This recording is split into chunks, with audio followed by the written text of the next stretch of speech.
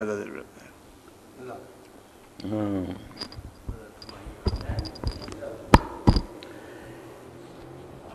رحمۃ اللہ علیہ نے بات یہی سمجھائی ہے کہ انبیاء علیہ السلام جو دین لے کر آتے ہیں اس میں کتاب ہوتی ہے، قانون،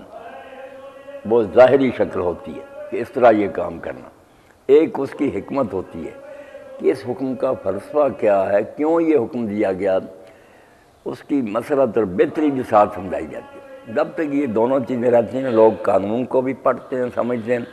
اس کی حکمت بھی ان کو معلوم ہوتی ہے اور جو کچھ کرتے ہیں اس حکمت کو سامنے رکھ کر کرتے ہیں۔ جیسے نماز جو ہے نا، اس کا ایک ظاہری ڈھانچہ کہ کھڑے ہو، رکوع کرو، سجدے کرو، یہ تو کتاب ہے، مگر اس کی جو ہے نا حکمت وہ بتائی کہ ان الصلاۃ تنہی عن الفحشاء والمنکر، اقم الصلاۃ لذکری۔ یہ نماز صرف ایک نا اٹھک بیٹھک نہیں، یہ مشق ہے جو کرائی جاتی ہے کہ تمہارے اندر نا اللہ تعالیٰ کی یاد جو ہے نا سماعت ہے، تم بھولنا بھی چاہو نا ہر 2 گھنٹے کے بعد یاد کرا دیا جائے کہ ایک مالک ہے جس نے تمہیں بھیجا، وہ نگرانی کر رہا، واپس جانا ہے، تو یہ یاد پھر تمہیں برائی اور بے حیائی سے روک دے۔ اصل راز نماز کا یہ، تو پہلے یہ حکمت رخصت ہوتی ہے کہ لوگ رسم کے طور پر کام کرتے رہتے، رکوع سجدے وغیرہ، مگر جو اصل مقصد تھا اس کا وہ ذہن سے نکل جاتا، آہستہ آہستہ پھر تنگ آ جاتے ہیں کہ اس رسم میں کیا یار پلے تو کچھ نہیں پڑتا، وہ بھی چھوٹ جاتا۔ پہلے حکمت رخصت ہوئی، پھر کتاب وہ قانونی ملیا میٹ ہو گیا۔ تو مولانا کا کہنا یہ ہے کہ دین پر وہی شخص ہم چل سکتا ہے جو علم حاصل کرے، قرآن کو خود پڑھے، سمجھے، حدیث پاک کو پڑھے، اس کو پوری بصیرت، روشنی اور نور حاصل ہو کہ دین جو ہے نا اس لیے آیا، پھر وہ شوق سے کام کرے گا، اس کو خود پتہ ہوگا کہ جیسے غذا کھاتے ہیں کہ جسم میں جو کمی آ جاتی ہے اس کو پورا کرے، اسی طرح اللہ کا ذکر ہے، نہ میں کروں گا تو میری تو روحانی تباہی ہو جائے گی،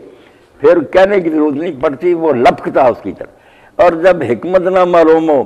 کہتا یار یہ باپ دادے سے رسم آ رہی ہے، پلے کچھ نہیں، رسم اذان تو رہ گئی، روح بلالی، پھر یہ نوبت آ جاتی ہے، پھر آہستہ آہستہ رسم بھی ختم ہو جاتی ہے۔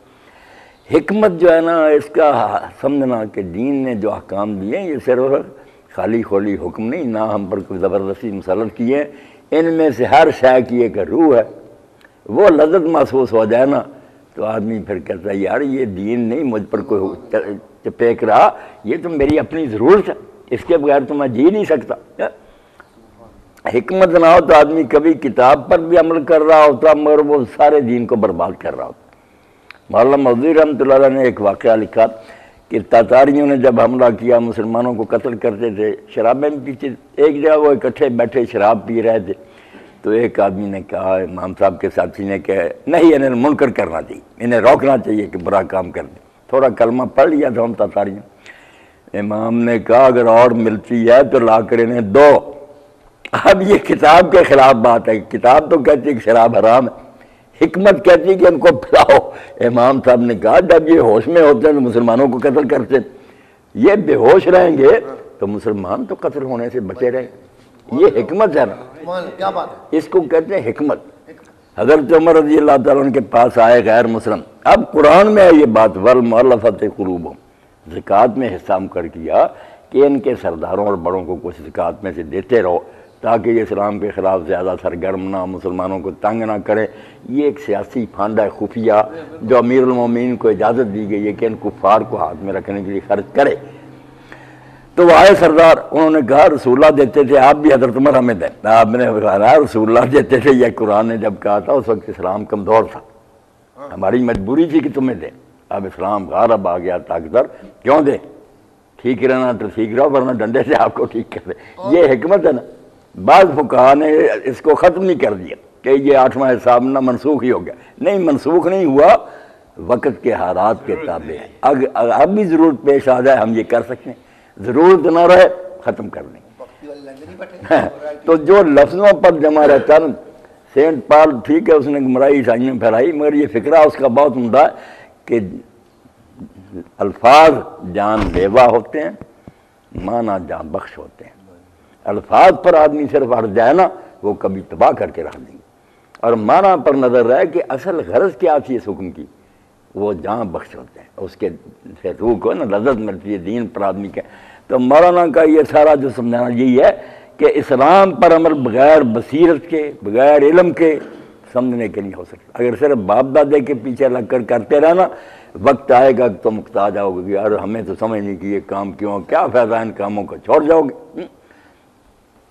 مولانا محمد قاسم نانوتوی رحمۃ اللہ علیہ کا یاد آیا، بانی وہ بحری جہاز میں سفر کر رہے تھے حج کے لیے، تو انگریز کپتان جو تھا نا وہ اسلام کا بڑا مطالعہ کرتا رہتا تھا۔ اس نے مولانا سے کہا کہ مولانا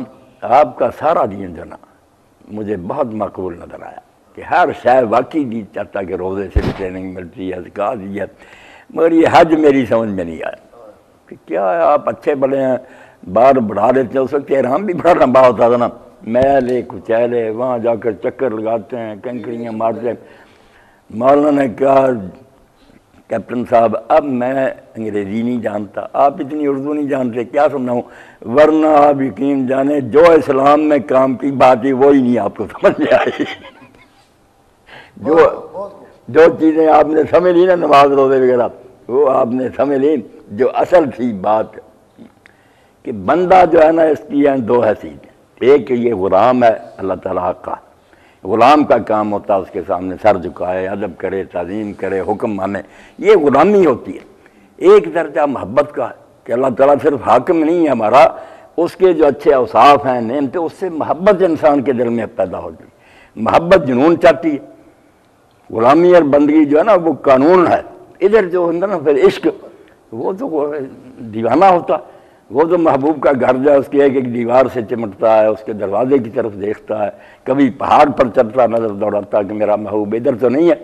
انہوں نے تھوڑی سی بات سمجھائی نا تو کہنے لگا کپتان کہ مولانا واقعی بات یہ ہے کہ جو محبت کا مقام ہے وہ تو والذین آمنوا اشد حبا للہ، اس میں کہاں خبر ہوتی ہے کہ بال بڑھ گئے اور خوشبوئیں نہیں، وہ تو مجنون ہو جاتا۔ تو اصل بات یہ ہے کہ دین کا جو فلسفہ ہے، حکمت روح، مولانا اس کی طرف توجہ دلا رہے ہیں کہ کتاب جب پڑھو نا قانون کہ اسلام نے اس کا ساتھ یہ بھی معلوم کرو، گنتی کے آدمی چغتائی صاحب امام غزالی ہیں، عز الدین بن عبدالسلام ہیں، اور یہ شاہ ولی اللہ رحمۃ اللہ علیہ جیسے، جنہوں نے میرے بھائی ساتھ ساتھ ہر شے کے سمجھایا ہے کہ یہ حکم دین میں کیوں ہے، حجت اللہ بالغہ۔ آپ پڑھیں اللہ تعالیٰ نے ان کے ہاتھ سے شاہ صاحب انگریزی دور آ رہا تھا، یہ ریشنلزم کا فتنہ اٹھنا تھا، عقلیت، اس وقت امام صاحب سے یہ کتاب اللہ نے لکھوا دی، پوری کتاب پڑھیں، وضو، نماز، سزائیں، نکاح، طلاق، ہر شے کے نا انہوں نے ہر حدیث کی روشنی میں لکھی، مگر اس حدیث کے ساتھ اس کا فلسفہ اور حکمت سمجھاتے جاتے ہیں کہ یہ فتنے کا دور آئے تو مسلمان جو ہے نا اپنے پاؤں پر کھڑے رہیں کہ اسلام میں کوئی شے فضول اور بیکار نہیں، اس کا ترجمہ اور تشریح ضرور پڑھنی چاہیے۔ نام ہی حجت اللہ البالغہ، کہ اللہ کی طرف سے ایسی حجت ہے کہ اس کے بعد کیوں نہیں کوئی کر سکے، کہہ ہی نہیں سکتا کہ اسلام میں یہ حکم کیوں۔ تو یہ مضمون جو ہے نا کہ اسلام ایک علمی اور عقلی مذہب، یہ رسم و رواج پر چلنے سے نہیں اس کی حق ادا ہوتا، سمجھنے کی کوشش کرو کہ اسلام میں یہ حکم کیوں ہے، کیوں سمجھ جاؤ گے تو بالکل ٹھیک ہی ٹھیک۔ پھر آخر میں یہ بات ختم ہو رہی ہے، شیخ اکبر ابن عربی فرماتے ہیں جب تم دایاں ہاتھ دھو وضو میں تو اس وقت سوچو کہ نامہ اعمال دائیں ہاتھ میں بھی ملیں گے، اس میں یہی تمنا کرو کہ اللہ اس دن میرے دائیں ہاتھ میں دیں، بایاں دو تو سوچو کہ کئی بد نصیب ہوں گے جن کے بائیں ہاتھ میں دیے جائیں گے، اس وقت یہ دل میں آنا چاہیے کہ اللہ مجھے ان میں نہ کرنا جن کو یہ بائیں ہاتھ میں پکڑایا جائے اور وہ پھر پیچھے لے جائیں گے، بجائے نیک لوگ تو دکھاتے پھریں گے نتیجہ وہ پیچھے چھپائیں گے، اور جو لوگ منہ جب دھوئے تو آدمی سوچے کہ اس دن کچھ چہرے سیاہ ہو جائیں گے کچھ روشن ہوں گے، تو یہی دعا کرے کہ اللہ اس دن میرا چہرہ سفید رکھنا جس دن لوگوں کے سیاہ ہو جائیں گے، میرا چہرہ اس دن سیاہ نہ کرنا جب کئی لوگوں کے روشن ہوں گے۔ پاؤں دھوئے تو سوچے کہ جب میں پل صراط پر کھڑا ہوں گا تو پل صراط پر ڈگمگا رہا ہوگا، لرز رہا ہوگا، پل نیچے جہنم ہوگا، لوگ گرتے جائیں گے، تو اسے کہے کہ اللہ میں نے یہ پاؤں اس لیے دھویا ہے کہ میرے پاؤں صراط پر میں قائم رکھنا، یہ لرزے نا، میں اس وقت نا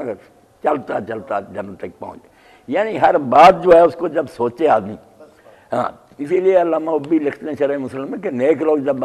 وضو کرنے لگتے تھے نا تو قرآن مجید کی یہ آیت پڑھتے جس میں حکم ہے یا وَإِذَا كُنْتُمْ، اے مومنو جب تم نماز کے لیے اٹھو تو منہ دھو، ہاتھ دھو، آیت یہ پڑھنے کے بعد پہلے ذہن میں لانا کہ میں کیوں کرنا،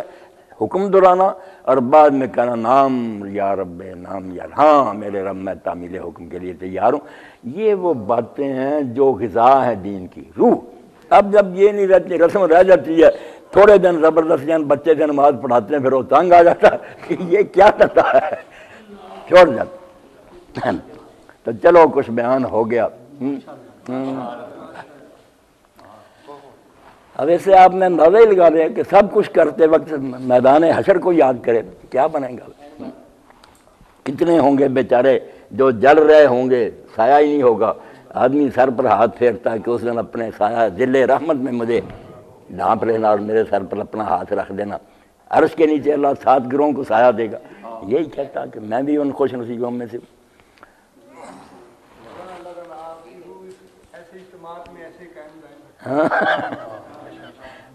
کہہ جاتا ہوں میں جوش جنوں میں تیرے اثرات، مجھ کو بھی صلاح دے میری آشفتہ سے. کبھی کبھی جوش میں باتیں نکل جاتی، کیا کریں ہم لوگ ان کے متحمل نہیں، سنتے نہیں. وہ بس خشک باتیں نا مولویوں کی، رفع دین آمین فلاں، ان میں بنتے ہوئے جو رفع دین کرتے انہوں نے بھی کبھی نہیں پوچھا کہ ہم کیوں کرتے. جو نہیں کرتے وہ بھی نہیں پوچھتے کہ چلو نہیں کرنا، مگر کیوں نہیں پوچھتی یہ امت. اس لیے نا حکمت سے مارو مول، آنکھیں نکال دیں. وہ پلے نہیں نہ کچھ ہوتا، ورنہ خوش ہوں کہ سوال کیا ہے، بہت اچھی بات.